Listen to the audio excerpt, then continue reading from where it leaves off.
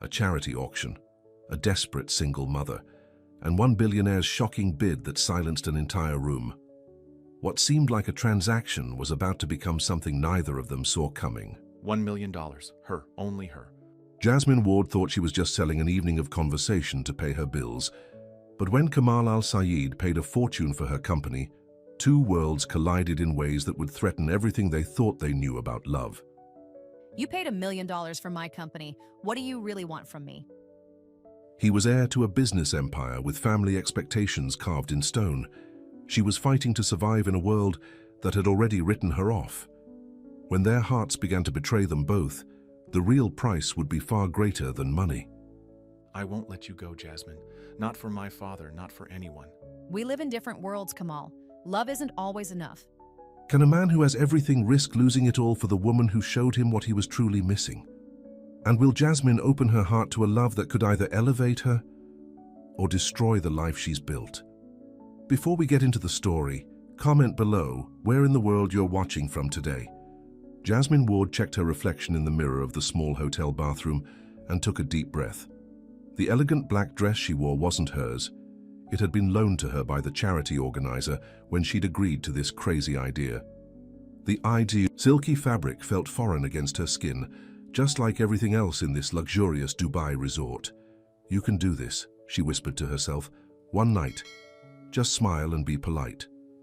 At 27, Jasmine had already weathered more storms than most people face in a lifetime.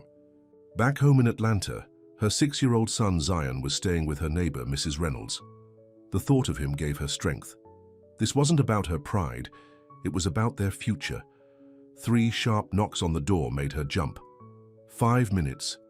"Miss Ward," called a woman's voice. "The auction begins soon, auction." The word made Jasmine's stomach turn. When her friend Letitia, who worked for the charity, had called with this last-minute opportunity, she described it as a companion dinner, where wealthy donors bid for an evening of conversation to raise money for education programs. Jasmine had agreed only because the payment would cover 3 months of Zion's daycare. But standing here now, in this world of marble floors and gold fixtures, she felt like an imposter. The backstage area buzzed with beautiful women in designer dresses. Models, actresses, socialites, women who belonged in this world. They chatted confidently, comparing jewelry and laughing about previous auctions. Jasmine stood apart, clutching her small purse like a shield. "First time?" asked a tall blonde woman with a sympathetic smile. Jasmine nodded. "Is it that obvious?" "A little. I'm Camille, don't worry, it's just dinner and conversation. These men pay for the bragging rights, not for anything else." She lowered her voice. "Though I've heard some romances have started at these events. I'm not looking for romance," Jasmine said firmly, "just trying to make ends meet." Camille tilted her head. "Aren't we all, honey? Aren't we all?" A coordinator with a clipboard appeared. "Ladies, line up positions, please." Jasmine found herself in the middle of the queue. Through the curtain, she could hear the master of ceremonies warming up the crowd, his voice booming over the sound system. "Remember to smile and walk slowly," whispered the coordinator. "Each of you will be introduced, walk to center stage, then pause for 30 seconds while the bidding happens." Jasmine's heart hammered in her chest. What if no one bid on her? Would she just have to walk off stage in humiliation? One by one, the women ahead of her disappeared through the curtain. Applause and the sound of escalating bids filtered back. $5,000, $10,000, $20,000 for a dinner companion. The amounts made Jasmine dizzy. Then, suddenly it was her turn. "Next, we have a special last-minute addition to our program," announced the MC. "Please welcome Jasmine Ward from Atlanta, Georgia." Jasmine stepped through the curtain into blinding lights. She squinted slightly, trying to make out the audience, but all she could see were shadowy figures at tables. The spotlight felt hot on her skin as she walked to the center mark, just as they'd instructed. "Miss Ward works with underprivileged children and is passionate about education reform," the MC continued, reading from his notes. "Bidding starts at $5,000 for an evening of stimulating conversation with this lovely lady." Silence. Jasmine felt her cheeks burn. 5 seconds passed. 10 seconds. 5,000, called a voice finally. "We have 5,000. Do I hear 6? the MC prompted. Another silence. 6,000, came another voice. 8, said the first bidder. Jasmine stood frozen, trying to maintain her dignity while being auctioned off like a prize horse. She focused on a point at the back of the room, reminding herself why she was here. For Zion, always for Zion. 10,000, called a new voice from the back. 12, counted the first bidder. The bidding continued, climbing to 20,000, which was respectable but far less than what the women before her had commanded. Jasmine tried not to let her disappointment show. Going once at 20,000, the MC announced. And then it happened. 1 million! The word dropped like a stone into a still pond. The entire room fell silent. Jasmine's head snapped toward the source of the voice. A man had risen from a table near the back. Even from a distance, his presence commanded attention. Tall, broad-shouldered, wearing an impeccably tailored suit. "I'm sorry, sir, did you say?" the MC stammered. $1 million, the man repeated, his voice deep and unwavering. Her, only her. Murmurs rippled through the crowd. Jasmine stood paralyzed, unable to process what was happening. "Well," the MC recovered, clearly flustered. "We have an unprecedented bid of $1 million from Mr. Kamal Al-Sayed. Going once, going twice, and sold." The gavel struck with finality, and suddenly it was done. Jasmine had been purchased for the evening, for $1 million, by a man she'd never met. She walked off stage in a daze, her legs moving automatically. Backstage, the other women stared at her with a mixture of envy and curiosity. "Who is he?" Jasmine asked Camille, who had returned from her own auction. "Kamal Al-Sayed? Only one of the most powerful businessmen in the Middle East," Camille replied, eyes wide. "He never attends these things, and he certainly never bids." A coordinator approached Jasmine with a tablet. "Miss Ward, Mr. Al-Sayed has requested your company in the private dining room in 30 minutes. Please sign here to confirm." Jasmine stared at the tablet. What had she gotten herself into? $1 million was an incomprehensible amount of money, and surely this man expected something in return. "It's just dinner," she whispered to herself, signing the form. "Just conversation." But her hand trembled as she wrote her name. 30 minutes later, Jasmine was escorted through the hotel's opulent corridors to a private dining room overlooking the Arabian Gulf. The night view of Dubai spread out before her, a constellation of lights that would normally take her breath away, but tonight she barely noticed. When the door opened, she saw him standing by the window. Up close, Kamal Al-Sayed was even more imposing. He turned as she entered, and Jasmine was struck by the intensity of his dark eyes. He wasn't conventionally handsome, but his face had character, strong jawline, straight nose, and an expression that suggested he wasn't used to being challenged. "Miss Ward," he said, his voice carrying a slight accent. "Thank you for joining me." Jasmine lifted her chin, summoning every ounce of dignity she possessed.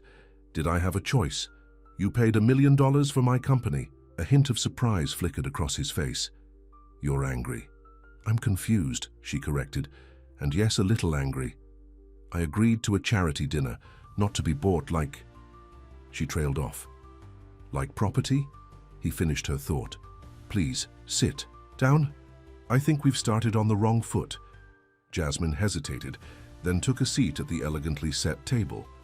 A waiter appeared silently, pouring water into crystal glasses before disappearing again. "Why me?" she asked directly. "There were models and celebrities out there. Why bid so much on a nobody from Atlanta?" Kamal sat across from her, his movements deliberate and controlled. "This isn't about ownership, Miss Ward. I saw a woman who looked like she didn't belong there, just like me." Jasmine blinked, caught off guard by his honesty. "I attend these functions only when I can't avoid them," he continued. "Tonight I came as a favor to my cousin who is on the charities board. I had no intention of participating in the auction until I saw you walk on stage." "What was so special about me?" Jasmine asked skeptically. "You were the only real person there," he said simply. "Everyone else was playing a part. You were authentic, uncomfortable but brave." Jasmine didn't know how to respond to that. She took a sip of water, studying him over the rim of her glass. "So you paid $1 million because I looked uncomfortable?" A smile tugged at the corner of his Mouth. I paid $1 million because it's for a good cause, and because I'd rather spend the evening with someone real than someone who will tell me what they think I want to hear. The waiter returned with appetizers, delicate plates of food that looked more like art than dinner. "Tell me about yourself, Miss Ward," Kamal said. "The MC mentioned you work with children?" Jasmine hesitated. How much should she share with this stranger? But something in his manner encouraged honesty. "I teach at a preschool in a low-income neighborhood," she said. "But that's just my job. My life is my son, Zion. He's 6. Interest flickered in Kamal's eyes. "You have a son?" "Yes. It's just the two of us." She straightened her shoulders, ready for judgment that didn't come. "What's he like?" Kamal asked instead. The unexpected question broke through Jasmine's defenses. She found herself describing Zion, his endless curiosity, his love of dinosaurs, how he insisted on wearing mismatched socks for good luck. "He sounds remarkable," Kamal said when she finally paused. "You must be very proud." "I am," Jasmine acknowledged. "Everything I do is for him, including this." She gestured around them. "Is his father involved in his life?" Kamal asked. Jasmine's expression hardened. "No. And that's all I'll say about that." Kamal nodded, respecting her boundary. "I apologize. If I overstepped." As the dinner progressed through multiple courses, Jasmine found herself relaxing despite her initial misgivings. Kamal was surprisingly easy to talk to, intelligent and attentive. He asked about her dreams for the future, and for once Jasmine allowed herself to speak them aloud. "I want to open my own place someday," she admitted. "A cafe with a children's reading corner, somewhere safe where mothers can bring their kids, have decent coffee, and not be judged if their child gets a little loud." "Why haven't you?" he asked. Jasmine laughed without humor. "Money, time, the fact that banks don't rush to give loans to single mothers with no collateral." Kamal nodded thoughtfully but didn't offer platitudes or immediate solutions, which she appreciated. As the evening drew to a close, Jasmine realized she'd learned very little about her dinner companion. He'd skillfully kept the conversation focused on her. "What about you?" she asked. "All this talk about me, but you're still a mystery, Mr. Al-Sayed." "Kamal, please." He leaned back in his chair. "What would you like to know? Do you have family?" Something shifted in his expression. "My parents, yes, and a younger sister, Samira." He paused. "Though we've been estranged for some years now." "I'm sorry to hear that," Jasmine said softly. "It's complicated," he replied. "Family expectations can be difficult to navigate in my culture." Jasmine sensed there was much more to that story, but didn't press. "Will you return to Atlanta tomorrow?" he asked, changing the subject. "Yes, my flight leaves at noon." Kamal nodded, then reached for his phone. "I'd like to see you again, Jasmine. Would that be possible?" The request caught her off guard. I don't think that's a good idea." "Why not?" "Because we live in different worlds," she said bluntly. "Tonight was nice, but let's be realistic." Kamal studied her for a long moment. "I respect your directness, but I'd like you to consider it." He wrote something on a card and slid it across the table to her. "My private number, if you change your mind." Jasmine took the card, intending to be polite but knowing she would never use it. As they said goodnight at the elevator, Kamal surprised her again. "Thank you for your honesty tonight, Jasmine. It's a rare gift in my world." Before she could respond, he leaned down and placed a gentle kiss on her cheek. The brief contact sent an unexpected wave of warmth through her. "Good night," she managed to say, stepping into the elevator. As the doors closed between them, Jasmine exhaled slowly. She touched her cheek where his lips had been, confusion and something else, something she wasn't ready to acknowledge, swirling inside her. Back in her room, she kicked off the borrowed heels and sat on the edge of the bed, pulling out her phone to call Mrs. Reynolds. "How's my baby?" she asked when the older woman answered. "Sound asleep," Mrs. Reynolds assured her. "He had a good day." "How was your fancy dinner?" Jasmine hesitated. "Unexpected," she finally said. "Very unexpected." After the call, she changed out of the borrowed dress and into her own comfortable pajamas. As she folded the dress carefully to return it tomorrow, Kamal's business card fell from the pocket where she'd tucked it. She picked it up, running her thumb over the embossed lettering. For a brief moment, she allowed herself to imagine what it might be like to move in his world, a world of private dining rooms and million-dollar donations. Then reality reasserted itself. She had a flight to catch tomorrow, a son waiting for her, and a life far removed from Dubai's luxury. She placed the card on the nightstand, telling herself she would throw it away in the morning. But when morning came, the card somehow found its way into her wallet instead. 2 weeks had passed since Dubai, and Jasmine had thrown herself back into her normal routine. Wake up at 5:30, get Zion ready for school, drop him off, teach preschool until 3, pick up Zion, make dinner, help with homework, bedtime stories, and then collapse into bed herself. But tonight was different. Tonight, she sat at her small kitchen table staring at her laptop screen, a half-empty cup of tea beside her. On the screen was an email that had arrived that morning. "Miss Ward, I hope this message finds you well. I've been thinking about our conversation regarding your cafe dream. Please find attached a business proposal template that might help you organize your thoughts. Regards, Kamal Al-Sayed, simple, professional." And yet, it had thrown her entire day off balance. Jasmine clicked on the attachment again. It wasn't just a template, it was a comprehensive business plan outline, complete with financial projections, location analysis factors, and supplier contacts. At the bottom was a note. "Sometimes the hardest part is knowing where to start." She closed the laptop with more force than necessary. She hadn't contacted him. She hadn't used his number. How had he even found her email? The answer was obvious. Money could find anything. "Mom, are you mad at the computer?" Jasmine looked up to see Zion standing in the doorway of their small living room, clutching his favorite dinosaur stuffed animal. "No, baby, I'm just thinking." She smiled, pushing thoughts of Kamal aside. "Shouldn't you be in bed?" "I can't sleep. Can you tell me another story?" Jasmine glanced at the clock. Nearly 10. She should insist he go back to bed, but the hopeful look in his eyes melted her resolve. "One short one," she agreed, following him back to his bedroom. Zion climbed into bed, snuggling under his dinosaur-patterned comforter. "Tell me about Dubai, again. Did you see camels?" Jasmine laughed. "No camels, just tall buildings and fancy hotels. And the rich man who bought dinner with you?" Jasmine paused. She'd told Zion a simplified version of the charity auction, careful to frame it as just a dinner to raise money for kids like him. "Mr. Al-Sayed," she said carefully. "Yes, he was there." "Was he nice?" The innocent question made Jasmine reflect. "Yes," she admitted, "he was nice." "Then why do you look sad when you talk about him?" Out of the mouths of babes, Jasmine brushed Zion's curly hair from his forehead. "I'm not sad, honey. Now, how about that story? Once upon a time." By the time she finished the short tale about a brave little boy who befriended a dragon, Zion was fast asleep.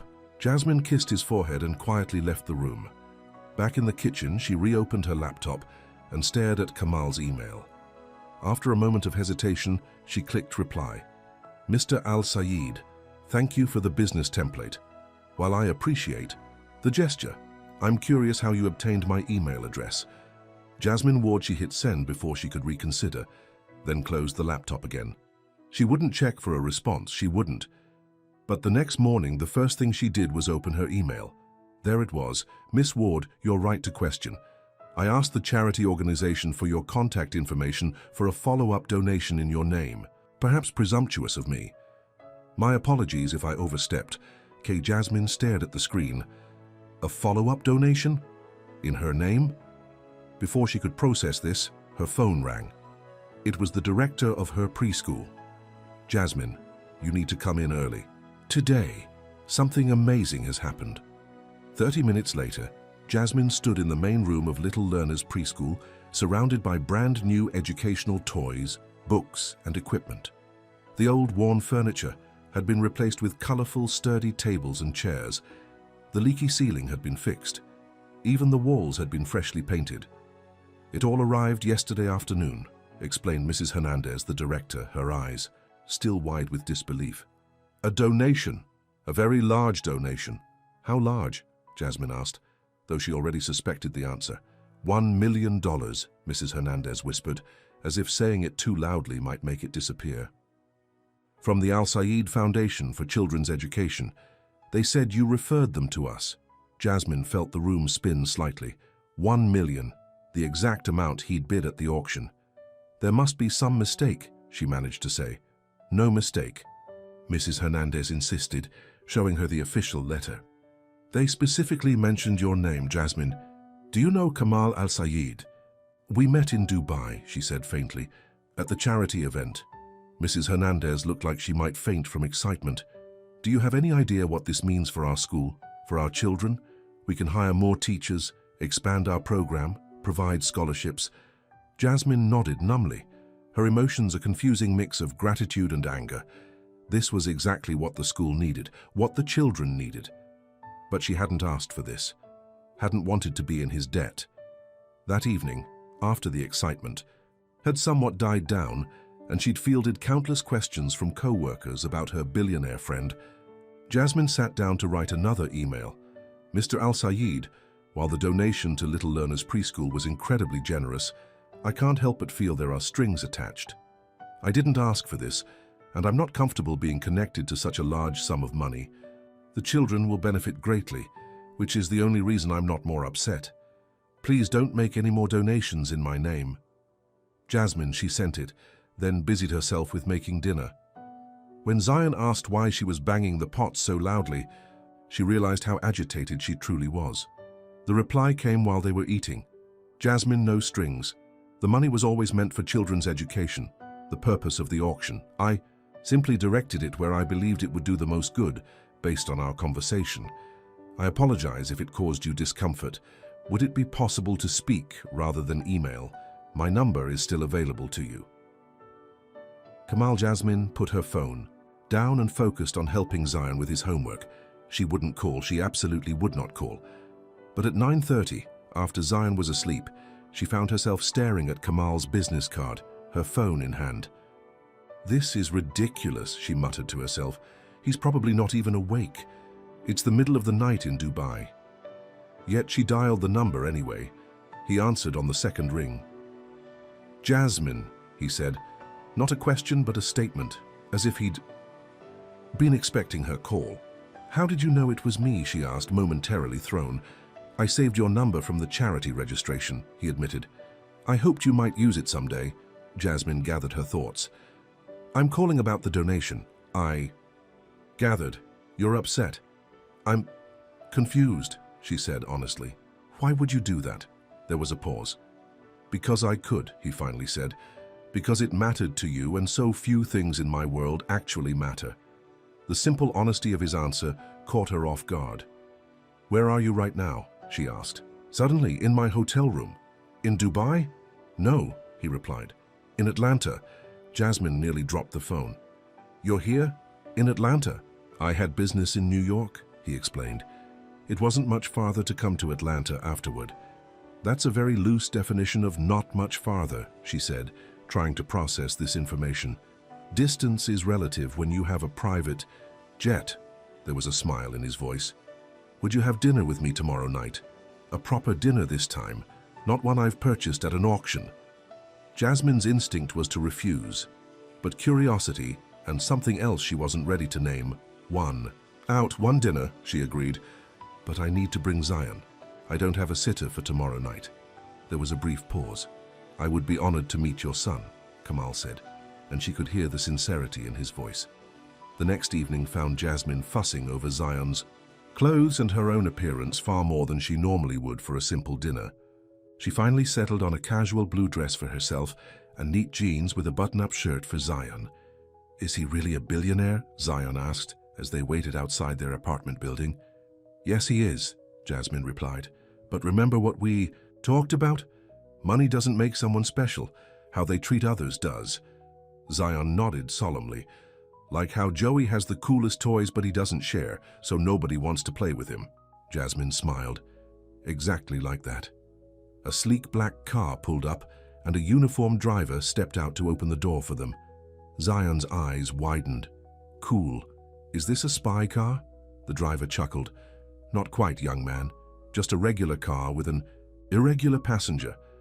As they settled into the plush leather seats, Jasmine noticed a wrapped package on the seat. A note attached read, "For Zion, if it's okay with his mother." She handed it to Zion, who looked at her questioningly. "You can open it," she said. Inside was a beautifully illustrated book about dinosaurs, Zion's favorite subject. His face lit up with delight. "Mom, look at all the pictures." The drive took them not to a fancy restaurant as Jasmine had expected, but to a casual family pizzeria. As they entered, she spotted Kamal immediately, sitting in a corner booth. He stood as they approached, and Jasmine was struck again by his presence. Even in simple dark jeans and a crisp white shirt, he commanded attention. "Jasmine," he greeted. Her then knelt down to Zion's level. "And you must be Zion, I've heard so much about you." Zion studied him with the frank curiosity only children possess. "Are you really a billionaire?" "Zion," Jasmine admonished, mortified, but Kamal laughed, a rich, genuine sound. "Yes, I am. But that's not the most interesting thing about me." "What? His?" Zion asked immediately. "I once raced camels in the desert," Kamal replied, his eyes twinkling. "And I lost spectacularly." Zion giggled, instantly charmed. "I got a book about dinosaurs. Do you like dinosaurs?" "I find them fascinating," Kamal said seriously. "Perhaps you can teach me about them." As they settled into the booth, Jasmine watched, in amazement as Kamal engaged with Zion, asking questions about his favorite dinosaurs, and listening with genuine interest to the boy's enthusiastic explanations. Throughout the meal, pizza, with extra cheese for Zion and margarita for the adults, Kamal treated Zion not as a child to be humored, but as a person worthy of respect. By the time they were sharing ice cream for dessert, Zion was completely at ease, showing Kamal his dinosaur drawings on a napkin. "You're good with him," Jasmine said quietly, while Zion was distracted by the arcade games across the restaurant. Kamal's expression softened. "He's a remarkable boy. You've done an amazing job, Jasmine." The simple compliment meant more to her than any grand gesture could have.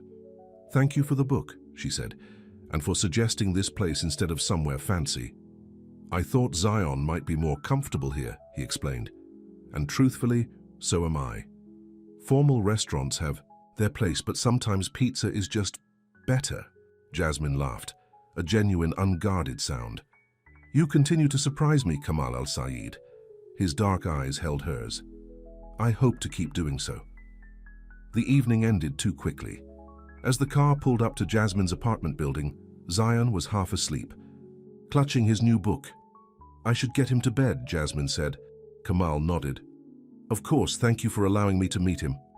As the driver helped them out, Kamal touched Jasmine's arm lightly. "I'm in Atlanta for 3 more days. Would you consider showing me your city? The real Atlanta, not the tourist version." Jasmine hesitated. "I work during the day." "What about Saturday, both of you, if you're willing?" She should say no, she knew she should, but the hope in his eyes and the memory of how he'd treated Zion made her nod instead. "Saturday. But nothing extravagant, okay? Just a normal day." His smile was worth the risk. "I look forward to normal." As they walked to their apartment, Zion looked up at Jasmine. "I like him, Mom. He doesn't talk to me like I'm a baby." "I noticed that," she said softly. "Can we see him again?" Jasmine sighed. "We'll see him on Saturday, honey." "Good," Zion said decisively. "I think he's lonely." Jasmine stopped in her tracks. "Why do you say that?" Zion shrugged in that innocent way children have when stating profound truths. His eyes look sad when he thinks nobody's looking, like Mrs. Peterson at school after her husband died. Out of the mouths of babes, indeed. Saturday arrived with perfect spring weather. Jasmine had planned a day that would show Kamal the Atlanta she loved, not the glossy tourist attractions, but the heart of the city. They started at the local farmers market, where vendors greeted Jasmine by name. Kamal walked beside her, carrying Zion on his shoulders so the boy could see everything. "Try this," Jasmine said, offering Kamal a piece of peach from a sample tray. "Georgia peaches are the best in the world." He took the fruit from her fingers, their hands brushing. The contact sent a flutter through her stomach that she tried to ignore. "You're right," he said after tasting it. "Remarkable." They wandered through the market, buying fresh bread and cheese for a picnic lunch. Jasmine was surprised at how easily Kamal blended in, how he chatted with vendors and carried shopping bags without a hint of the entitled behavior she'd expected from someone of his status. Next came the neighborhood playground where Zion ran, off to the swings while Jasmine and Kamal sat on a bench nearby. "He runs like he's flying," Kamal observed, watching Zion with a smile. "He has endless energy," Jasmine agreed. "Sometimes I can barely keep up." "You do it alone," Kamal said. It wasn't a question, but an acknowledgement. Jasmine nodded. "His father wasn't good for us." Kamal didn't press, but his expression encouraged her to continue if she wanted to. "I met Derek when I was 20, she found herself saying. "He was charming, ambitious, said all the right things. We moved in together after 3 months." She paused. "Things were good until I got pregnant. Then he started staying out late, coming home drunk. When he started getting violent, I left." "You were brave," Kamal said simply. Jasmine shook her head. "Not brave, desperate. I grew up watching my mother take abuse from men. I promised myself I would never let my child see that." Kamal's hand found hers on the bench between them. "That is the definition of bravery, Jasmine." She didn't pull her hand away. "Zion doesn't remember him," she continued. "Derek signed away his parental rights in exchange for not having to pay child support. Last I heard, he moved to California. His loss," Kamal said, his eyes on Zion, who was now climbing the jungle gym. "A profound one." They watched Zion play in comfortable silence, their hands still touching. "What about you?" Jasmine finally asked. "You mentioned your sister being estranged." A shadow crossed Kamal's face. "Samira?" "Yes." He was quiet for so long that Jasmine thought he wouldn't continue. Then, "She wanted to marry a man our family didn't approve of, a teacher at her university, not from our social circle, not from our religion, and that wasn't allowed. It was strongly discouraged," Kamal said carefully. "When she persisted, my father threatened to cut her off completely. No money, no family connection, no place in our world. What happened? She chose love," he said simply. "She married him 5 years ago. My parents have not spoken to her since." "And you?" Jasmine asked softly. Kamal's expression turned pained. "I tried to mediate, to convince my parents to accept her choice. When that failed, I helped her financially, secretly, but I didn't stand with her publicly. I wasn't—" He searched for the words brave enough to defy my family completely. "Do you still talk to her?" "Occasionally. But there's distance between us now. She believes I chose our family's traditions over her happiness." "Did you?" The direct question made him look at her sharply. Then his expression softened. "Yes, and I regret it every day." Before Jasmine could respond, Zion came running over. "Mom, Kamal, push me on the swings!" The moment of vulnerability passed as they both stood to follow Zion to the swings. Jasmine watched as Kamal lifted Zion onto the swing and gave him gentle pushes, the boy's laughter ringing out across the playground. They had lunch in the park, a simple picnic with their market purchases. Afterward, they visited Jasmine's favorite bookstore, a tiny shop crammed with used books where the owner kept special children's titles behind the counter for Zion. "This is where I get most of our books," Jasmine explained as Zion disappeared into the children's section. "Mr. Goldman gives me a discount since I bring in my old books to trade." "It smells wonderful in here," Kamal commented, running his fingers along the spines of well-loved books. "Like knowledge and imagination." Jasmine smiled. "That's exactly what I always think." They spent an hour browsing, and Kamal insisted on buying a stack of books for both Jasmine and Zion despite her protests. "Please," he said quietly. "This gives me genuine pleasure. So few things do." There it was again, that hint of loneliness that Zion had somehow sensed. Their final stop was a small cafe not far from Jasmine's apartment.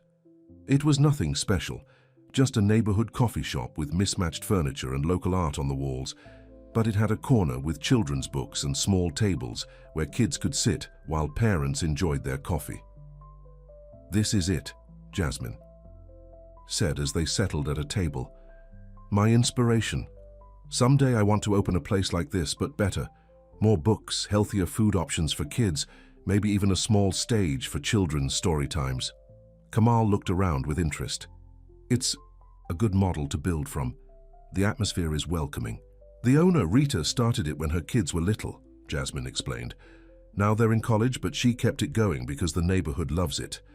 They ordered coffee and hot chocolate for Zion, who was already absorbed in one of his new books. "This has been a perfect day," Kamal said, watching Jasmine over the rim of his coffee cup. "Thank you for sharing your Atlanta with me." "It's not the fancy version most visitors see," she admitted. "It's better. It's real." His eyes held hers. "Like you." Jasmine felt her cheeks warm and she looked away. "When do you leave?" "Tomorrow afternoon." A pang of disappointment surprised her. "Back to Dubai?" "To New York first, then London, then Dubai," he sighed. "My calendar for the next 3 months is full."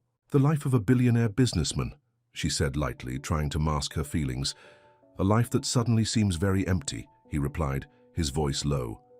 The intensity of his gaze made her heart race. This was dangerous territory. She barely knew this man, and yet there was a connection between them that defied logic. "Kamal," she began, not sure what she wanted to say.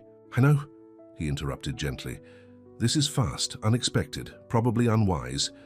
He reached across the table and took her hand. "But I can't remember the last time I felt so present, so alive. You and Zion have given me that gift. We live in different worlds," she reminded him, echoing her words from Dubai. "Worlds can intersect," he countered, "if we let them." Before she could respond, Zion looked up from his book.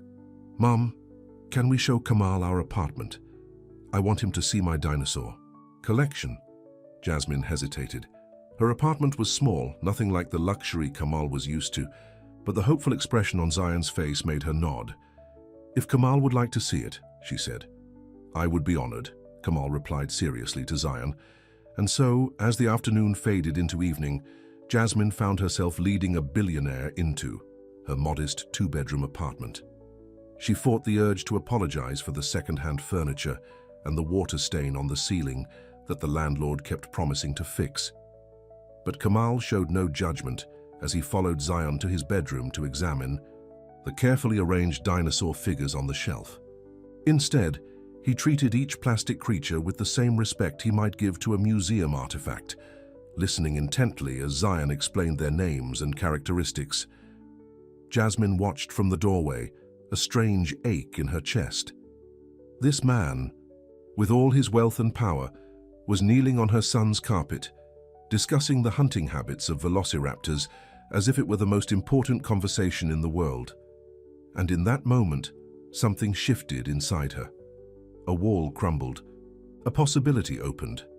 Later, after Zion had reluctantly gone to bed with promises from Kamal to email him dinosaur articles, they sat on Jasmine's small balcony with glasses of the wine Kamal had brought. "Thank you for today," he said, "for letting me glimpse your world." "It's nothing special," she said, looking out at the unremarkable view of the apartment parking lot. "You're wrong," he said simply. "It's extraordinary." She turned to find him watching her, his dark eyes reflecting the city lights. "Kamal, I know what you're going to say," he interrupted gently. "That this is impossible. That after tomorrow, we go back to our separate lives. That a few days of connection doesn't change the reality of who we are and where we belong." Jasmine nodded, her throat tight. "It's the truth, isn't it?" "Perhaps." He set down his wine glass. "Or perhaps it's just fear speaking." "Fear is often wisdom in disguise," she countered, "and sometimes it's just fear." He reached out, his fingers brushing her cheek. "I'm leaving tomorrow, yes, but this doesn't have to end." "What are you suggesting? Weekend visits, video calls between your board meetings?" "To start," he acknowledged. "I don't have all the answers, Jasmine. I just know that what's happening between us is rare, at least for me." The sincerity in his voice made her chest ache. For me too, she admitted softly. He leaned forward slowly, giving her time to pull away. She didn't. When his lips met hers, the kiss was gentle, questioning. Then, as she responded, it deepened into something more, a promise, a possibility. When they finally parted, Jasmine felt dizzy with emotion. "This is crazy," she whispered. "Completely," he agreed, smiling against her lips. "Shall we be crazy? Together?" And despite every rational argument, every logical reason to say no, Jasmine found herself nodding. "Yes," she whispered. "Let's try." The night grew late, and eventually Kamal had to leave. At her door, he kissed her again, his hands framing her face as if she were precious. "I'll call you tomorrow before my flight," he promised, "and every day after if you'll let me." Jasmine nodded, not trusting her voice. After he left, she leaned against the closed door, her fingers touching her lips where his had been. What had she just agreed to? A relationship with a man who lived halfway around the world? A man whose life was so different from hers, it might as well be on another planet? It was madness. It would never work. And yet, as she moved through her quiet apartment, checking on Zion one last time before bed, she couldn't suppress the hope blooming in her chest. For the first time in years, she was allowing herself to want something just for herself. Not for Zion, not for survival, but for her own heart. Tomorrow, reality would return, but tonight, she would dream. 3 months passed in a whirlwind of video calls, text messages, and unexpected gifts.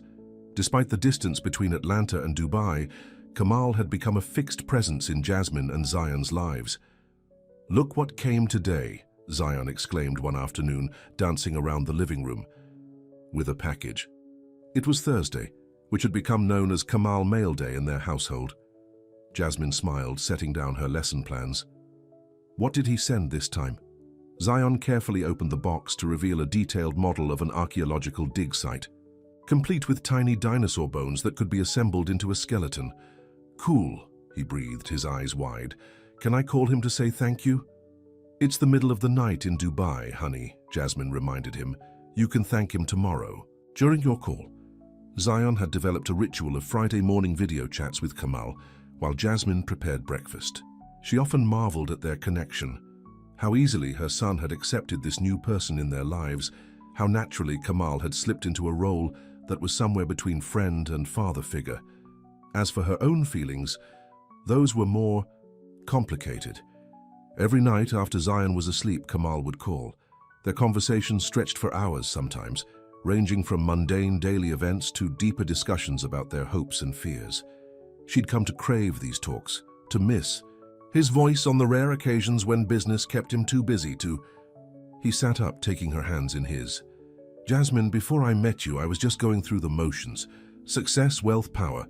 They're hollow achievements when there's no one to share them with, no real purpose behind them." She looked down at their joined hands. "And what about your family's expectations? The traditions you talked about?" A shadow crossed his face. "That's the one complication I haven't fully resolved," he admitted. "My parents have certain expectations about who I should marry." The word marry made Jasmine's heart skip. "Someone from your social circle, your religion." "Yes," he acknowledged, "but I've already disappointed them once by not marrying the woman they chose for me years ago. I refused then because I didn't love her. I can't imagine agreeing now when I know what real love feels like." Jasmine swallowed hard. "I don't want to be the reason you're estranged from your family. Look what happened with your sister. That's exactly why I can't make the same mistake again," Kamal said firmly. "I stood by while my parents cut Samira out of their lives for following her heart. I helped her secretly but not openly. I've regretted that cowardice every day since." He lifted her chin gently, making her meet his gaze. "I won't repeat that mistake with you. If my parents can't accept the woman I love, then that's their choice to make, not mine." Tears spilled down Jasmine's cheeks. "You make it sound so simple." "It is simple," he insisted. "Not easy, but simple. I love you. I want to be with you. Everything else is just details." He kissed her then, a kiss full of promise and certainty. And for that night, at least, Jasmine allowed herself to believe him. The next morning, reality intruded in the form of Zion bouncing onto their bed, eager to start the day. If he noticed that Kamal was there instead of in the guest room, he didn't comment on it, too excited about their planned trip to the aquarium. As they moved through the day, Jasmine found herself watching Kamal with new eyes. The way he patiently answered Zion's endless questions, the way he held her hand, casually but possessively, the way he seemed completely at ease in their little family unit, as if he'd always been part of it. Could it really be this simple? Could love really conquer the vast differences between their worlds? That evening, as they sat on the couch watching a movie, Zion nestled between them, Kamal's phone rang. He glanced at the screen and frowned. "I need to take this," he said apologetically. "It's my father." Jasmine nodded, suddenly tense. She watched as Kamal stepped onto the patio to take the call. Through the glass door, she could see his expression harden, his posture stiffen. The conversation was clearly not a pleasant one. When he returned 10 minutes later, his face was grim. "Is everything okay?" she asked, as Zion, oblivious to the tension, continued watching the movie. "It will be," Kamal said, but his smile didn't reach his eyes. "My father heard I was in Atlanta for an extended stay. He has concerns." Jasmine's stomach tightened. "About me. About any woman who keeps me away from Dubai for so long," Kamal corrected. "He doesn't know about you specifically. Not yet. But you're going to tell him." It wasn't a question, but Kamal nodded anyway. "Yes, when the time is right." The moment was interrupted by Zion tugging on Kamal's sleeve. "You're missing the best part," he complained, pointing at the screen where dinosaurs were roaming across a prehistoric landscape. Kamal's expression softened as he looked at the boy. "We can't have that, can we?" he said, settling back on the couch and putting his arm around Zion. But the easy contentment of the day had been broken. For the rest of the evening, Jasmine caught Kamal checking his phone, his brow furrowed in thought. Later, after Zion was asleep, she confronted him in the kitchen as he made tea. "What did your father really say?" she asked. Kamal hesitated, then sighed. "He reminded me of my responsibilities, of the business deals that need my attention, of the marriage arrangements he's been negotiating." Jasmine felt as if she'd been doused in cold water. "Marriage arrangements?" Kamal set down the teacup with careful precision. "My cousin Layla. It's been an understanding between our families for years, though nothing official. I've always resisted, and until now, my father has allowed that resistance because I've been so successful in business. And now? Now he's impatient. He wants grandchildren, a secured family legacy." Kamal ran a hand through his hair in frustration. "He's threatening to announce the engagement at the family gathering next month, with or without my explicit agreement." Jasmine wrapped her arms around herself, suddenly cold despite the warm evening. "Can he do that?" "Not legally, no, but in terms of family honor, public perception." Kamal shook his head. "It would create a situation that would be difficult to undo without significant damage to multiple relationships. What are you going to do?" He crossed the kitchen to stand before her, taking her hands in his. "I'm going to tell him the truth, that I've met someone, that I'm in love, that I won't be pressured into a marriage of convenience. When? When I return to Dubai. This needs to be done in person." Jasmine nodded, trying to ignore the knot of dread in her stomach. "And if he doesn't accept it?" Kamal's jaw tightened. "Then I'll have a choice to make, the same choice Samira faced, between your family and at me. Between outdated traditions and my own happiness," he corrected, "between fear and love." He pulled her into his arms, holding her tightly. "I won't let you go, Jasmine. Not for my father, not for anyone." She wanted to believe him. More than anything, she wanted to believe that love could be enough. But as she rested her head against his chest, doubt crept in like a shadow. The next day, Kamal seemed determined to put the conversation with his father behind them. He was especially attentive to both her and Zion, planning a special outing to a nearby lake where they rented a small boat. As they drifted on the calm water, Zion trailing his fingers over the side while Kamal pointed out different birds, Jasmine allowed herself to imagine a future where days like this were common. Where Kamal was a permanent fixture in their lives, not just a visitor passing through. "Penny for your thoughts," Kamal said. noticing her pensive expression. "I was just thinking how perfect this is," she admitted. "How right it feels, the three of us together." His smile warmed her from the inside out. "It does, doesn't it?" That night, after a barbecue dinner in the backyard and a lengthy bedtime story session for Zion, they retreated to their bedroom earlier than usual. Their lovemaking had a desperate edge to it, as if they were both trying to memorize each other, to hold on to something they feared might slip away. Afterward, Kamal held her close, his fingers tracing patterns on her bare shoulder. "I have an idea," he said suddenly. "What if you and Zion came back to Dubai with me?" Jasmine propped herself up to look at him. "What?" "Not permanently," he clarified quickly. "Just for a visit. 2 weeks, maybe. You could see my world, meet my friends. I could show Zion the desert, take him on a real camel ride instead of just telling stories about it." "And your family?" Jasmine asked cautiously. Kamal hesitated. "We would have to navigate that carefully. But I think it might be easier for my father to accept you if he met you, if he saw how happy you make me." Jasmine considered the idea. Part of her was terrified at the thought of being thrust into Kamal's world, of facing his family's judgment. But another part was curious, eager even, to see the place that had shaped the man she'd come to love. "When would this happen?" she asked. "After the school year ends," Kamal suggested. "Zion will be on summer break then, right? It would be hot in Dubai, but we could spend time at my beach house where it's cooler." "Your beach house," Jasmine repeated, shaking her head with a small laugh. "Sometimes I forget who you are." He frowned slightly. "What do you mean?" "Kamal Al-Sayed, billionaire businessman, owner of beach houses and probably a dozen other properties. I don't even know about." His expression softened. "Those things aren't who I am, Jasmine. They're just circumstances." "Very fortunate circumstances," she pointed out. "Yes," he acknowledged. "I've been privileged in many ways, but that doesn't define me any more than your circumstances define you." She sighed, settling back against his chest. "It's just hard sometimes, remembering how different our lives are. Our lives, yes, but not our hearts." He kissed the top of her head. "Think about Dubai. No pressure, but I'd love to share that part of my world with you." "I'll think about it," she promised. The remaining days of their time together passed too quickly. Jasmine found herself treasuring every moment, storing up memories like provisions for the lean time that would come when Kamal returned to Dubai. On their last evening together, Kamal surprised them with a special dinner at home.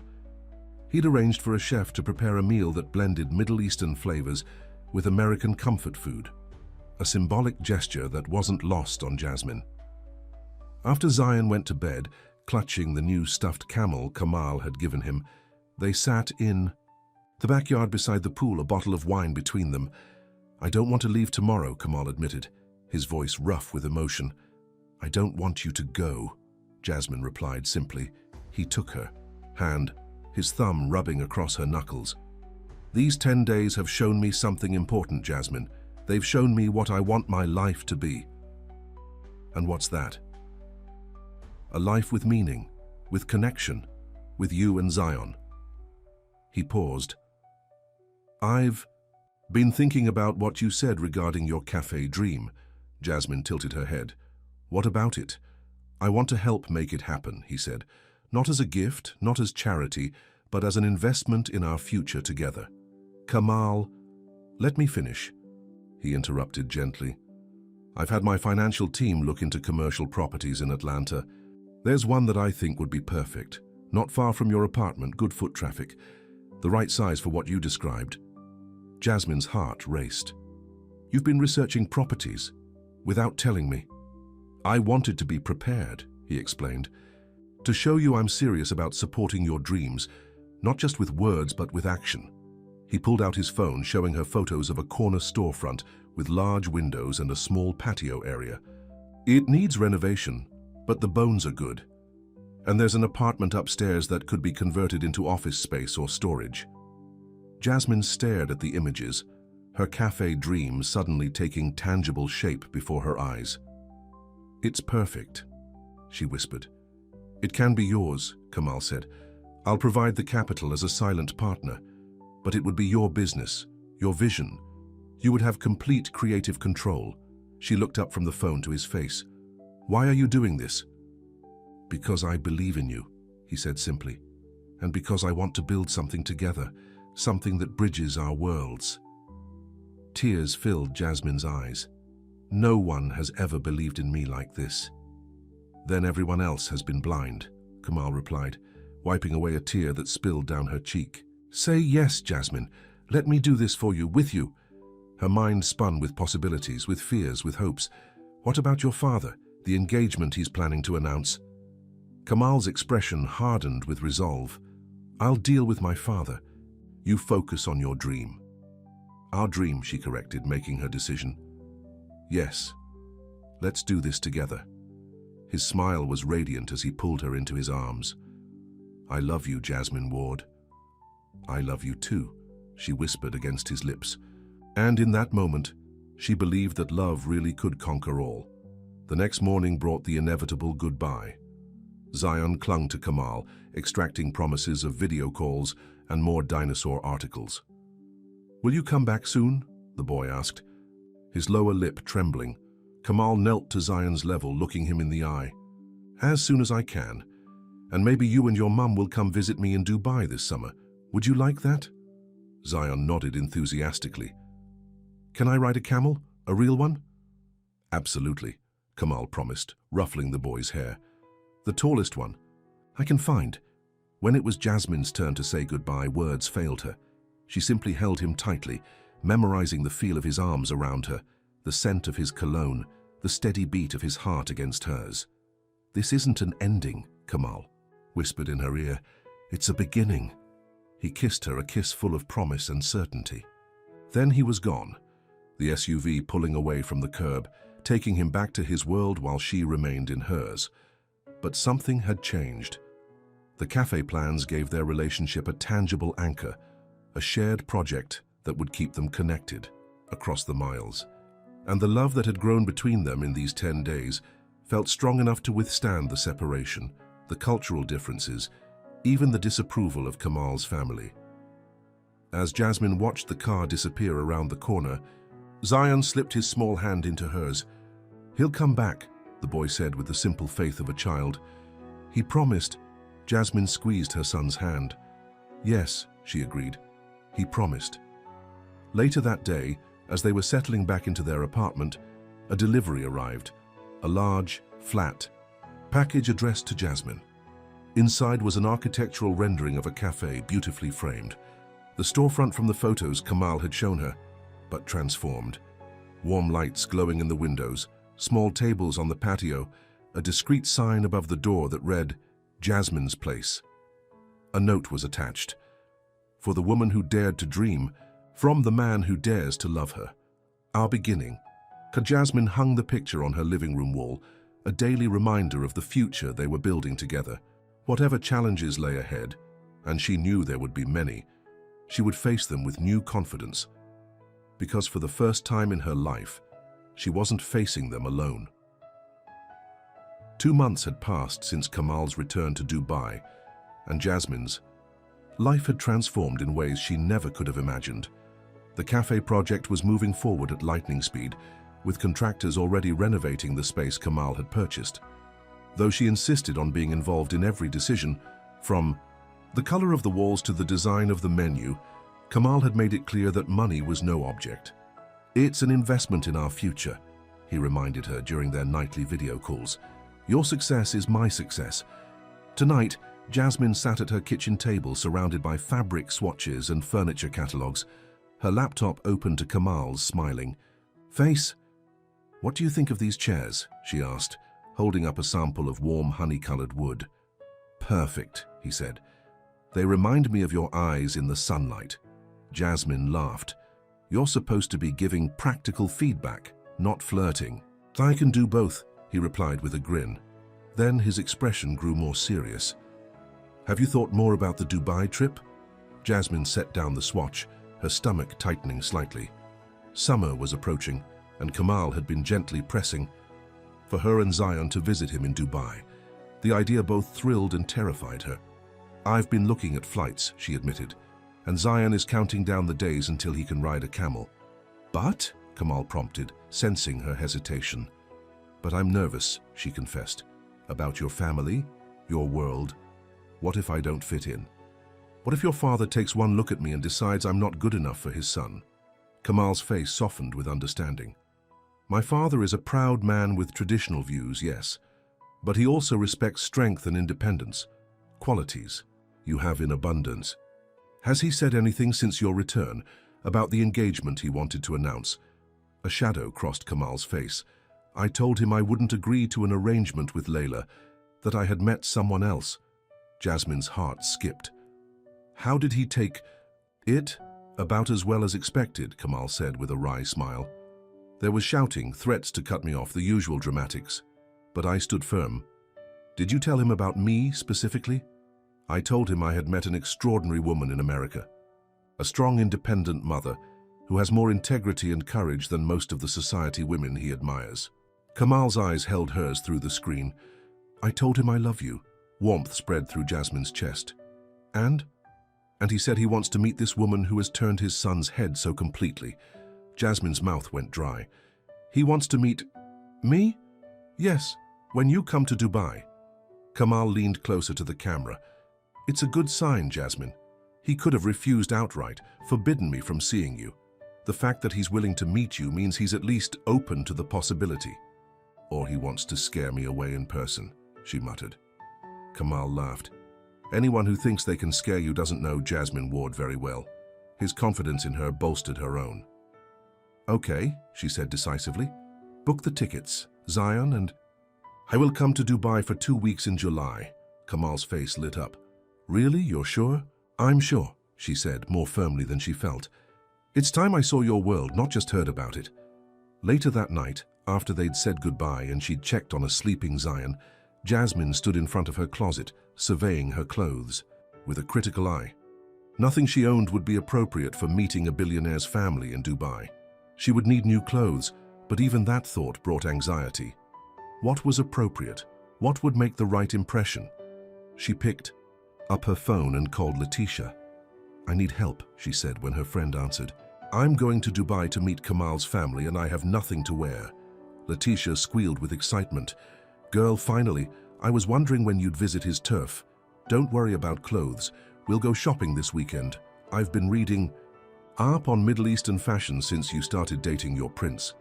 "He's not a prince," Jasmine corrected automatically. "Billionaire, prince, same difference," Letitia dismissed.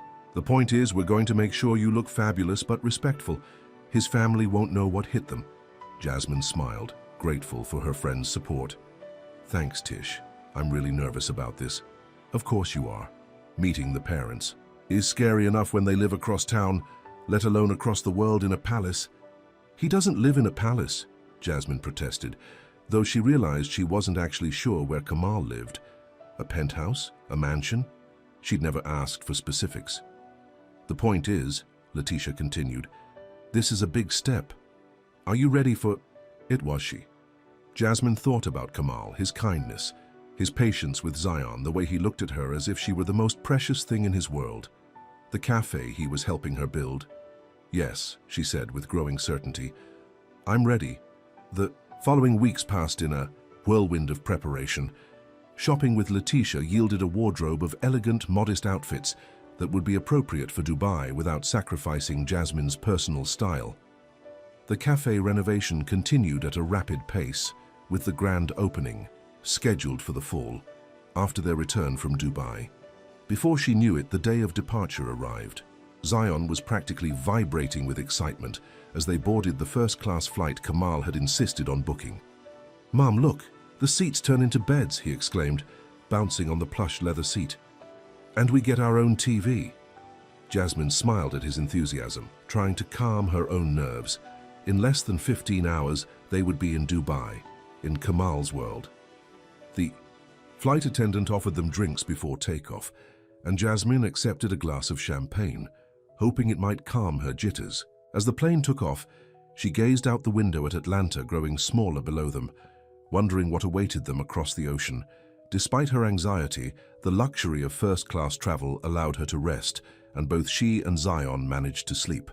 For a good portion of the flight, when they began their descent into Dubai, the sun was just rising, bathing the city in golden light. "Mom, look!" Zion pressed his face against the window. "That building is touching the sky." Jasmine looked out. At the breathtaking skyline, the famous Burj Khalifa standing tall among the gleaming skyscrapers. It was like something from a science fiction movie, a city of the future rising from the desert. As they deplaned, Jasmine felt a flutter of nerves. Would Kamal be waiting? Would he look different here, in his element? She needn't have worried. The moment they stepped into the terminal, she saw him, standing tall among the crowd, his face breaking into a radiant smile when he spotted them. "Kamal!" Zion broke free from Jasmine's grasp and ran toward him. Kamal caught the boy in a hug, lifting him off his feet. "There's my dinosaur expert. How was your flight?" "Awesome, we got to sleep in beds on the plane." Kamal laughed, setting Zion down as Jasmine approached. Their eyes met over the boy's head, and everything else seemed to fade away. "Jasmine," he said softly, reaching for her. She stepped into his embrace, inhaling the familiar scent of him, feeling the tension of the long journey melt away. "Hi," she whispered against his chest. He pulled back to look at her face, his eyes drinking her in. "You're really here," he said, as if he couldn't quite believe it. "We're really here," she confirmed with a smile. A discreet cough interrupted the moment. Jasmine turned to see a uniformed driver standing nearby. "Mr. Al-Sayed, the car is ready whenever you are," the man said. "Thank you, Hassan," Kamal replied. "We'll be right there." He guided them through the airport, one arm around Jasmine's waist, the other hand holding Zion's. Outside, a sleek black SUV with tinted windows waited. Hassan efficiently loaded their luggage while Kamal helped them into the vehicle.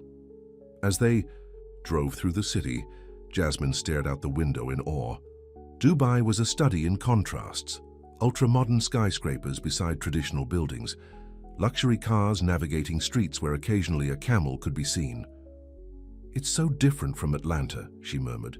"You'll get used to it," Kamal assured. His hand finding hers. "Will we see camels today?" Zion asked eagerly from his car seat. Kamal smiled. "Not today, buddy. Today is for resting after your long flight. But tomorrow, I promise we'll go see camels." The car turned onto a private road, leading to what appeared to be a gated community of large homes. They passed through security and continued down a palm-lined drive before stopping in front of an impressive white villa. "Is this your house?" Zion asked, eyes wide. "One of them," Kamal admitted. "This is where I stay when I'm in the city. I thought you might prefer it to my apartment in the tower. There's a pool in the backyard and more space for you to explore." Jasmine tried not to show her surprise. One of his houses. Of course, a man like Kamal would have multiple residences. This was his world, a world of wealth and privilege she could scarcely imagine.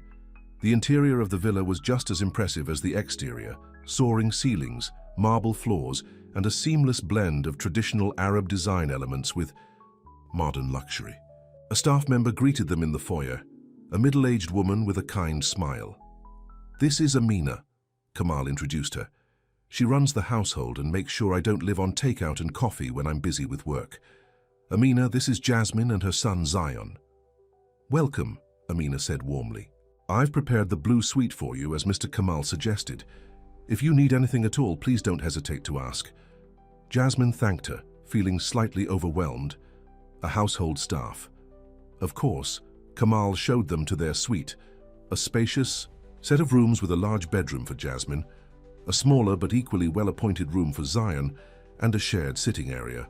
The windows overlooked a lush garden and a sparkling pool. "Is this okay?" Kamal asked, suddenly looking uncertain. "If you prefer, there are other rooms."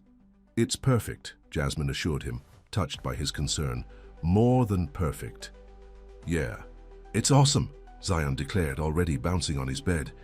"Can I go swimming?" "After you've rested a bit," Jasmine insisted. "We've been traveling for almost a day. Why don't you both freshen up?" Kamal suggested. "Amina will have lunch ready in about an hour, and then you can rest or swim or whatever you like.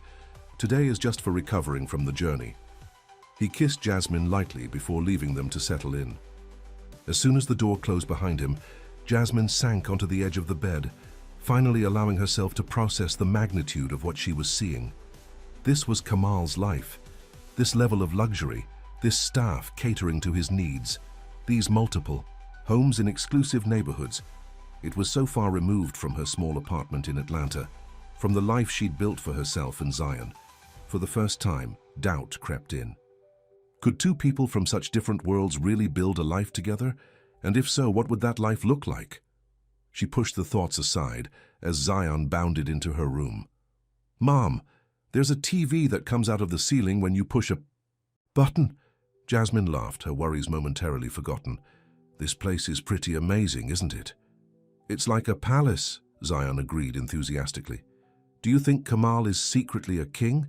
"No, honey, he's not a king. He's just very successful in business." Zion nodded sagely. "That's why he can help you build your cafe, right? Because he has lots of money." "That's part of it," Jasmine acknowledged, "but mostly he's helping because he cares about us." The boy's face lit up. "I like Kamal. He's nice, and he knows stuff about dinosaurs, and he doesn't talk to me like I'm a baby." "I like him too," Jasmine said softly. After freshening up, they joined Kamal for lunch on a shaded patio overlooking the garden. The meal was a spread of Middle Eastern dishes, warm flatbread, hummus, grilled meats, and fresh salads. "This is delicious," Jasmine said after her first bite. "Did Amina make all this?" "She's an excellent cook," Kamal confirmed. "She's been with my family for years, originally at my parents' home, but she came to work for me when I moved out." "Do you have lots of people who work for you?" Zion asked curiously. Kamal smiled. "Some. There's Amina who takes care of the house, Hassan who drives me around, and a gardener who comes a few times a week. At my office there are more people, assistants, managers, that sort of thing." "Like a boss," Zion nodded, clearly fitting this information into his understanding of the world. "Exactly like a boss," Kamal agreed. "But here at home it's more like family. Amina has known me since I was not much older than you." After lunch, as predicted, the long journey caught up with them. Zion fell asleep on the couch in the sitting area, and Jasmine found herself fighting to keep her eyes open. "Rest," Kamal urged gently. "I have some work to finish anyway. We'll have dinner together, and tomorrow the real vacation begins." Jasmine didn't argue, allowing herself to be led back to the bedroom where she collapsed onto the impossibly comfortable bed. She was asleep almost before Kamal closed the door behind him. When she woke, the light had changed, the afternoon sun casting long shadows through the windows. She checked on Zion, who was still sleeping soundly, then wandered out to find Kamal. She found him in what appeared to be a home office, speaking Arabic on the phone. He looked up when she entered, his face brightening. He quickly ended the call and stood to greet her. "Feel better?" he asked, pulling her into his arms. "Much," she admitted, "though I'm a little disoriented. What time is it?" "Almost 6. "You slept for about 4 hours. Zion?" "Still out cold." She nestled against his chest, inhaling his familiar scent. Here, in his arms, the differences in their worlds didn't seem to matter. "Thank you for bringing us here." "Thank you for coming," he replied, kissing the top of her head. "I was afraid you might change your mind." She looked up at him. "I almost did," she admitted. "I was scared. I still am a little." "Of what?" "Of not belonging. Of being judged by your family, your friends." She gestured around the luxurious office. "Of not fitting into all this." Kamal's face softened with understanding. "Jasmine, this, the house, the staff, the material things, none of it matters. What matters is how we feel. It's about each other. Easy to say when you've never had to worry about making rent," she pointed out gently. He acknowledged this with a nod. "You're right. I can't pretend to understand the struggles you've faced, but I do understand what it's like to feel out of place, to feel like you're not meeting expectations." He brushed a strand of hair from her face. "My father's approval has always come with conditions. Success, obedience, conformity. In many ways, you're freer than I've ever been." The vulnerability in his admission touched her deeply. "I never thought of it that way. Besides," he continued with a small smile, "you could never be out of place anywhere. You belong wherever you choose to be, Jasmine. Your strength, your dignity, those things can't be bought with money or status. He kissed her then, a kiss that conveyed all the feelings words couldn't express. When they parted, Jasmine felt more centered, more certain. Now, Kamal said, taking her hand, why don't we wake Zion and show him the pool before dinner? The next few days passed in a happy blur of tourist activities. Kamal showed them the highlights of Dubai, the towering Burj Khalifa, the extravagant malls, the historic districts. And as promised, he took Zion on a camel ride in the desert, the boy's face alight with wonder, as the animal rose to its full height with him securely on its back. "Mom, I'm taller than Kamal now," he shouted gleefully. Jasmine captured the moment on her phone, her heart full as she watched the two most important people in her life sharing this experience. On their 5th day in Dubai, as they were having breakfast on the patio, Kamal's expression grew serious. "My parents have invited us to dinner tomorrow night," he said, "at the family home." Jasmine nearly choked on her tea. "Tomorrow? So soon?" "My father is not a patient man," Kamal explained with a wry smile. "Once he decides to do something, he wants it done immediately. What should I wear? How should I act? Will they speak English?" The questions tumbled out as Jasmine's anxiety spiked. Kamal reached across the table to take her hand. "They both speak perfect English. Wear whatever makes you comfortable, modest, but not necessarily traditional. And just be yourself, Jasmine. That's who I love, and that's who they need to meet." "What about me?" Zion asked, looking up from his pancakes. "Do I get to meet them too?" Kamal and Jasmine exchanged a glance. They'd discussed this possibility, knowing that introducing Zion added another layer of complexity to an already delicate situation. "Yes," Kamal said firmly. "My parents should meet both of you. You're a package deal after all." Jasmine squeezed his hand gratefully. "Thank you for that."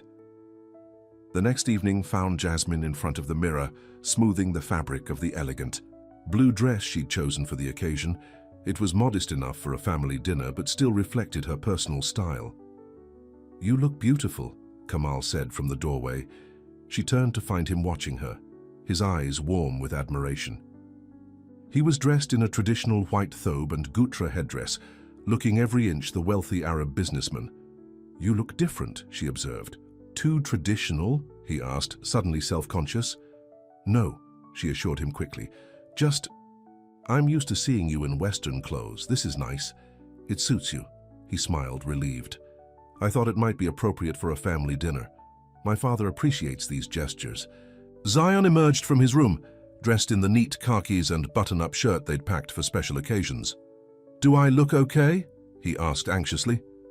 "You look very handsome," Jasmine assured him, straightening his collar. "Like a proper young gentleman," Kamal agreed, ruffling the boy's hair. The drive to the Al-Saheds family home was tense with anticipation. Jasmine tried to calm her nerves by focusing on the scenery, but as they approached an imposing gated estate, her anxiety returned full force. "This is where you grew up?" she asked, staring at the palatial residence that came into view as they drove through the gates. "Yes," Kamal confirmed. "It's been in the family for generations, though it's been modernized and expanded over the years." Jasmine swallowed hard. This wasn't just wealth. This was dynasty. Generational power and privilege on a scale she could hardly comprehend. As the car stopped at the entrance, servants appeared to open the doors. Kamal helped Jasmine out, keeping a reassuring hand at the small of her back as Zion scrambled out behind them. "Remember," he murmured, "just be yourself." The interior of the mansion was even more opulent than Jasmine had anticipated. Marble floors, crystal chandeliers, priceless artwork adorning the walls. They were led through a series of rooms to a formal sitting area where an older couple waited. Ibrahim Al-Sayed was a commanding presence, tall and distinguished, with the same strong features as his son, but a more severe expression. Beside him, Layla Al-Sayed was a picture of elegant grace, her dark hair streaked with silver, her eyes watchful and assessing. "Father, mother," Kamal greeted them in English. "I'd like you to meet Jasmine Ward and her son, Zion. Jasmine, Zion, these are my parents, Ibrahim and Layla Al-Sayed." Jasmine stepped forward. extending her hand as she'd been coached. "It's an honor to meet you both. Thank you for inviting us into your home." Ibrahim took her hand briefly, his expression unreadable. "Miss Ward, we've heard much about you." Layla's greeting was similarly polite but reserved. "Welcome to our home." There was an awkward pause before Zion, sensing the tension, stepped forward and gave a small bow. "Thank you for having us, Mr. and Mrs. Al-Sayed. Your house is really big and..." "Nice." The unexpected comment broke the ice, drawing a small smile from Layla. "Thank you, young man. How old are you?" "I'm 6 3/4, Zion replied precisely. "A very specific age," Ibrahim observed, his expression softening slightly. "And do you enjoy Dubai so far?" "Yes, sir. Kamal took us to ride camels and see the really tall building. And we went to a mall with a whole aquarium inside it." As Zion chatted enthusiastically about their adventures, Jasmine noticed the subtle shift in the atmosphere. Children, it seemed, were universal icebreakers. They moved to a formal dining room where an elaborate meal was served. The conversation remained polite but stilted, with Ibrahim asking pointed questions about Jasmine's background, education, and career. "And now Kamal tells us he's helping you open a cafe," Ibrahim said, his tone making it clear what he thought of such a venture. "Yes," Jasmine replied, lifting her chin slightly. "It's been a dream of mine for years, a place where parents can bring their children, enjoy good food and coffee, and build community." "A noble endeavor," Layla commented, surprising Jasmine with what seemed like genuine approval. "But surely, a small business like that isn't what attracted you to my son," Ibrahim pressed, his implication clear. Jasmine felt Kamal tense beside her, but she placed a calming hand on his arm. "Mr. Al-Sayed, with all due respect, I wasn't attracted to your son's wealth or status.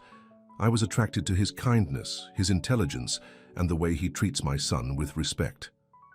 She met Ibrahim's gaze steadily. "Money is a poor foundation for a relationship." A charged silence followed her statement. Then, unexpectedly, Ibrahim laughed, a short, sharp sound of surprise. "Direct, aren't you?" he said, regarding her with new interest. "Life has taught me the value of honesty," Jasmine replied simply. Rest of the dinner proceeded with a slightly warmer tone, though Jasmine could feel Ibrahim's assessing gaze on her throughout the meal.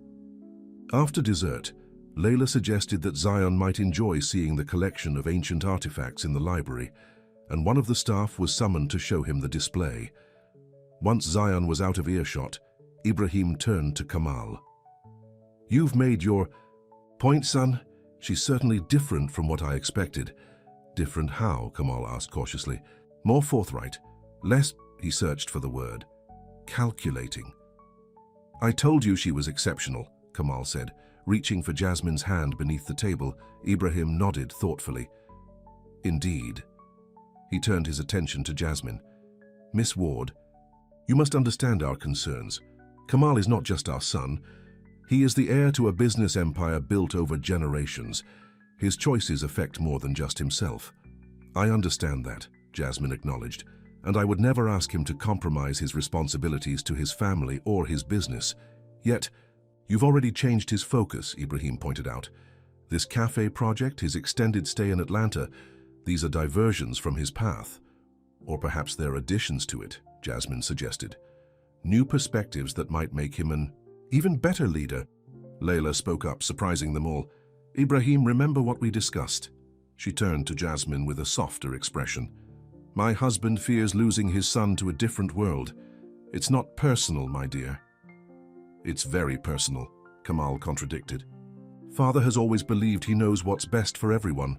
For me, for Samira." At the mention of his sister's name, Ibrahim's face darkened. "Your sister made her choice." "Yes, she did," Kamal agreed. "She chose love over tradition, happiness over duty, and I've come to believe she was right to do so." The tension in the room was palpable. Jasmine squeezed Kamal's hand, silently supporting. "Him? Is that what you're planning to do?" Ibrahim demanded. "Abandon your heritage, your responsibilities?" "No," Kamal said firmly. "I'm planning to honor my heritage while building a future that includes the woman I love and her son. I'm planning to lead our companies with the same dedication I always have." but with a more balanced perspective on what truly matters in life. He looked at Jasmine, his eyes full of certainty. "I'm planning to ask Jasmine to marry me, with or without your blessing, though I would prefer to have it." Jasmine's breath caught in her throat. They'd discussed marriage in hypothetical terms, as a someday possibility, but this direct declaration took her by surprise. Ibrahim's expression was unreadable as he studied his son, then Jasmine. Finally, he sighed deeply. "You are as stubborn as I am. Perhaps that's my fault. It's one of the better traits I inherited from you," Kamal replied with a hint of a smile. Ibrahim turned to Jasmine. "Do you love my son, Miss Ward?"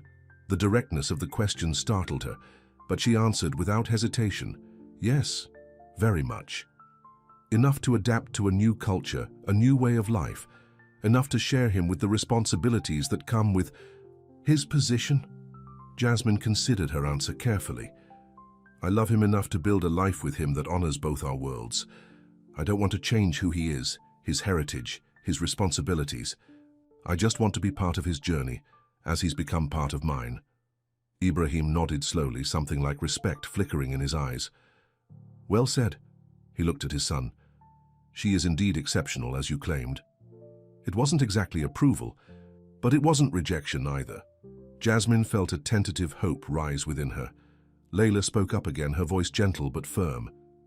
"Perhaps it's time we contacted Samira, invited her and her husband for a visit." Ibrahim's jaw tightened, but he didn't immediately dismiss the suggestion as Jasmine had expected. "Perhaps," he conceded after a moment. "It has been too long." Kamal's hand tightened around Jasmine's, a silent communication of relief and hope. The evening ended on that cautiously optimistic note. As they said their goodbyes, Layla surprised Jasmine with a warm embrace. "He smiles more with you," she whispered. "That is worth everything to a mother." In the car on the way back to Kamal's villa, with Zion asleep between them, Jasmine finally processed what had happened at dinner. "Did you mean it?" she asked quietly. "About asking me to marry you?" Kamal's gaze was steady, certain. "Every word, though I had planned a more romantic proposal than announcing it to my father over dinner." Jasmine laughed softly. "It was certainly memorable." "Is that a yes?" he asked, suddenly looking vulnerable. She reached across Zion to touch his face. "It's ask me properly when we're alone and you'll get your answer." His smile was brighter than the Dubai skyline as they drove through the night. The next morning, Kamal was unusually secretive, disappearing for several hours with vague explanations. About arrangements, Jasmine spent the time playing with Zion in the pool, trying not to overthink what might be coming. In the late afternoon, Amina appeared with a beautiful dress for Jasmine and instructions to be ready by sunset. A similar message was delivered to Zion along with new clothes his size. "What's going on?" Jasmine asked, but Amina just smiled mysteriously. "Mr. Kamal's instructions," was all she would say. At sunset, a car arrived to take them, not to a restaurant, as Jasmine had expected, but to a private beach. As they stepped onto the sand, Jasmine gasped at the sight before her. Kamal had transformed a section of the beach into an intimate paradise. Lanterns lit a path through the sand, leading to a canopy draped with fairy lights. Beneath it, a low table was set for three, surrounded by plush cushions. Beyond, the Arabian Gulf stretched to the horizon, painted in shades of gold and purple by the setting sun. Kamal waited for them at the end of the lantern path, dressed simply in linen pants and a white shirt, his feet bare in the sand. When he saw them, his face lit up with a smile that made Jasmine's heart race. "Do you like it?" he asked as they approached. "It's magical," Jasmine breathed. "Like a fairy tale." Zion agreed, running ahead to inspect the canopy.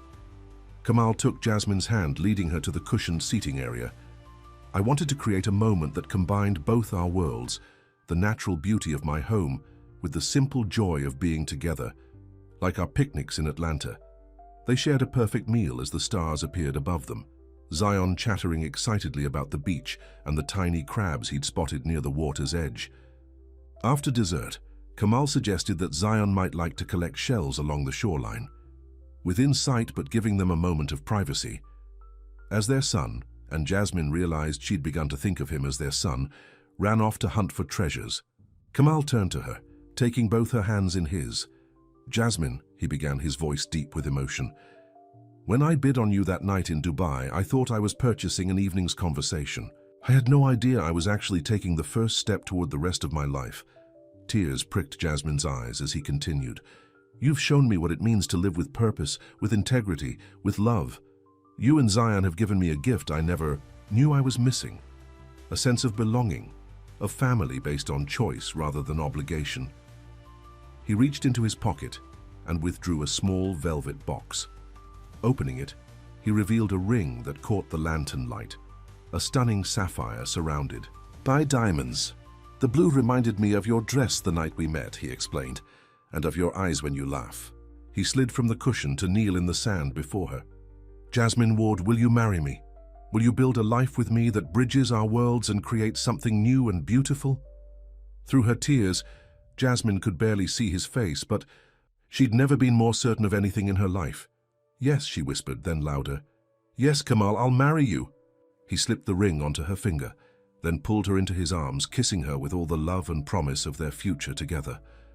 A whoop of joy interrupted them as Zion, who had apparently been watching from a distance, ran back to them. "Are you guys getting married?"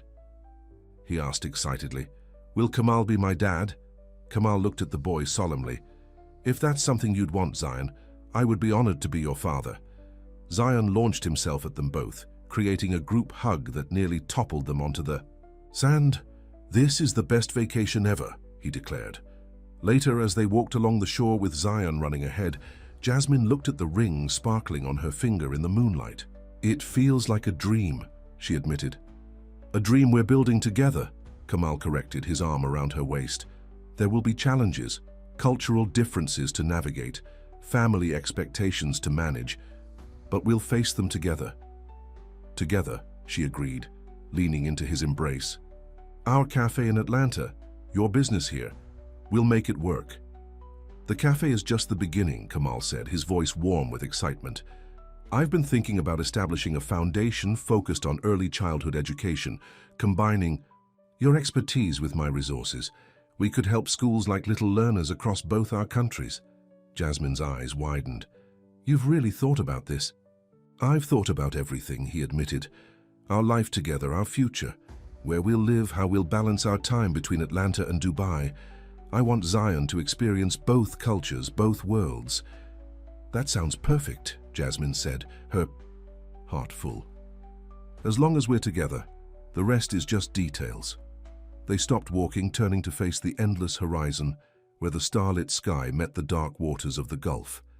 "When I was a little boy," Kamal said softly, "my grandfather told me that when you find your true purpose in life, the universe conspires to help you achieve it. I never understood what he meant until I met you." "And what is your true purpose?" Jasmine asked, though she thought she knew the answer. His smile was tender as he looked down at her. "To love you, to be a father to Zion, to use what I've been given to make a difference in the world." "A far cry from the man who bid $1 million at a charity auction," she teased gently. "That man was looking for something real in a world of illusions," Kamal replied, "and against all odds he found it." 6 months later, Jasmine stood in the private courtyard of Kamal's beach house, now their beach house, watching as final preparations were made for their wedding ceremony. The space had been transformed with flowers, lanterns, and billowing white fabric that caught the gentle sea breeze. It was a small gathering by Al-Saheds standards, just 50 guests instead of the hundreds Ibrahim had initially suggested. But it included everyone who truly mattered. Zion, resplendent in his miniature suit as he practiced carrying the rings. Jasmine's closest friends from Atlanta, including Letitia, who had helped her choose the elegant but simple wedding dress. Kamal's parents, who had gradually warmed to the idea of their American daughter-in-law. And most surprisingly, Samira and her husband David, whose reconciliation with the family had been tentative but genuine. "Nervous?" asked a voice behind her. Jasmine turned to find Samira, elegant in a rose-colored dress, her dark eyes so similar to Kamal's. "A little," Jasmine admitted. "It's a big step." Samira smiled, linking her arm through Jasmine's. The best ones usually are. She looked out at the gathering guests. You know, when Kamal first told me about you, I didn't believe it could work. Our family, our traditions, they can be overwhelming. They still are sometimes, Jasmine acknowledged. But you stood your ground, Samira said admiringly. You didn't try to become someone else to fit in, and in doing so, you helped my brother become more fully himself. She squeezed Jasmine's arm. Thank you for that. And thank you for helping. Bring me back to my family. Before Jasmine could respond, Zion came running up, excitement written all over his face. Mom, Grandpa Ibrahim is teaching me Arabic words, and he says after the wedding he'll take me to see his horses. Grandpa Ibrahim. The term still surprised Jasmine, but Ibrahim had taken to his role as grandfather with unexpected enthusiasm, showering Zion with attention and affection. That's wonderful, honey, Jasmine said, straightening his tie. Are you ready for your big responsibility? Zion nodded solemnly. I practiced with Kamal. I won't drop the rings. As he ran off again, Samira laughed softly. My father adores him. I think Zion has done more to soften his heart than all our arguments ever could. A gentle chime indicated it was time for the ceremony to begin. Samira hugged Jasmine quickly before hurrying to take her place among the guests. Jasmine took a deep breath, smoothing the fabric of her gown. The past 6 months had been a whirlwind of changes, finalizing the cafe, which would open next month when they returned to Atlanta, dividing their time between Dubai and America, navigating the complex waters of merging two very different lives. There had been challenges, misunderstandings, cultural clashes. But through it all, the love between her and Kamal had only deepened, strengthened by each obstacle they overcame together. The music began, a beautiful blend of traditional Arabic instruments and Western melodies that symbolized their union. Jasmine stepped onto the white carpet that led to the canopy where Kamal waited. He stood tall and proud in his formal attire, his eyes finding hers immediately. And in that moment, all her lingering doubts vanished. This was right. This was meant to be. Zion appeared at her side, offering his arm with comical formality. Ready, Mom? Jasmine smiled down at her son, their son. Ready? Together, they walked toward Kamal, toward their future. A future built not on the price bid at an auction, but on the priceless foundation of love, respect, and the family they had chosen to create together. As Jasmine reached Kamal, he took her hands in his dark eyes shining with emotion. You look beautiful, he whispered. You look happy, she replied. I am, he said simply. Happier than I ever thought possible. Zion stood between them, beaming up at the two people who had created this new family through choice and love rather than chance or obligation. The officiant began the ceremony. Speaking of bridges between cultures, of love that transcends differences, of families forged through open hearts. As Jasmine and Kamal exchanged their vows, promising to honor each other's worlds while building a new one together, she thought about the strange path that had led them here, from a charity auction where he had bid on her name, to this moment where she was freely giving him her heart. The price of her name had been $1 million. The value of their love was beyond measure. The end.